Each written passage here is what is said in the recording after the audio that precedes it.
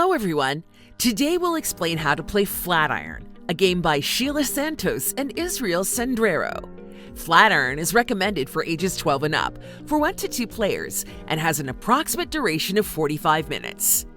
The game's goal is to be the player who earns the most points by completing construction tasks, maintaining a flawless public image, and complying with the New York City Hall decrees, all before the iconic Flatiron Building is completed. Setup.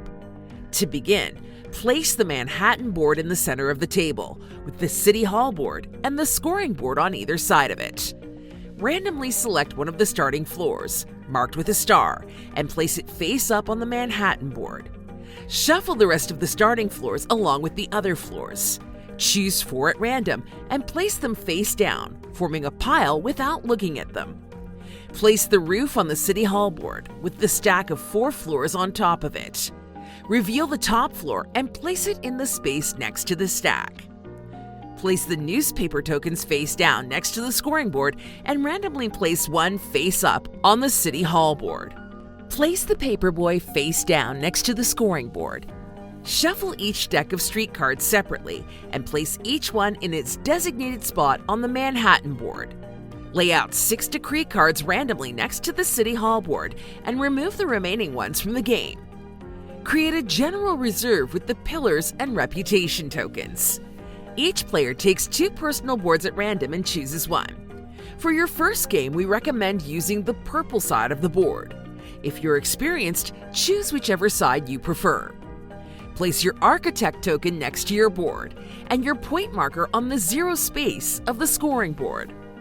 The starting player receives $7 and the other player receives 9. Player turn. On your turn, you will perform the following 2 steps. 1. Move your architect. Move your architect to an empty location, meaning they cannot stay where they are, and there cannot be 2 architects in the same location. The available locations are the 4 streets of Manhattan and City Hall. 2. Perform an action at your architect's location. When visiting a location, you must choose one of the following 3 options. Buy a card from that location. Activate the actions of that location. Take $2. Buying a card. If you're on the Manhattan board, pay the cost of the top card of the street deck where your architect is located and add it to the column of your board that corresponds to that street. When placing it, you must choose whether to leave the top or bottom action visible. If you're in City Hall, pay $3 to take a decree and place it on any street of your board, covering either the top or bottom part of the decree. Each street can only have 1 decree, and these only score points at the end of the game. Each street on your board can only hold a maximum of 3 cards in total, including decrees, and once placed, you cannot move them. Activating actions. On the Manhattan board, you can activate all visible actions in the column of your board that corresponds to the street where your architect is. You must complete them one by one, from top to bottom, though you may skip 1 or more actions. On the City Hall board, activate the newspaper action. Getting $2. At any location, you can take $2 and do nothing else. Newspaper tokens.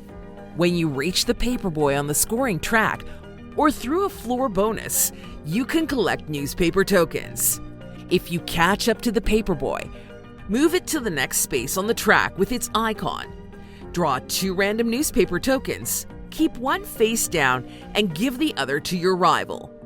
At any point during your turn, but never in the middle of an action, you can play 1 or more newspaper tokens.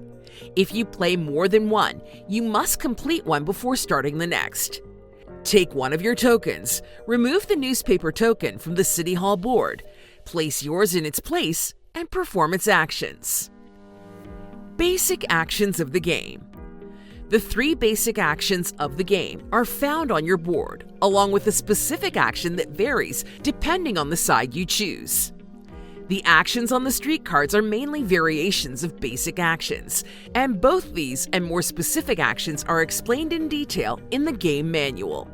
Here we explain the 3 basic actions of Flatiron. Buy or sell a pillar. Buy a pillar of that color at the designated price and place it in its storage area on your board.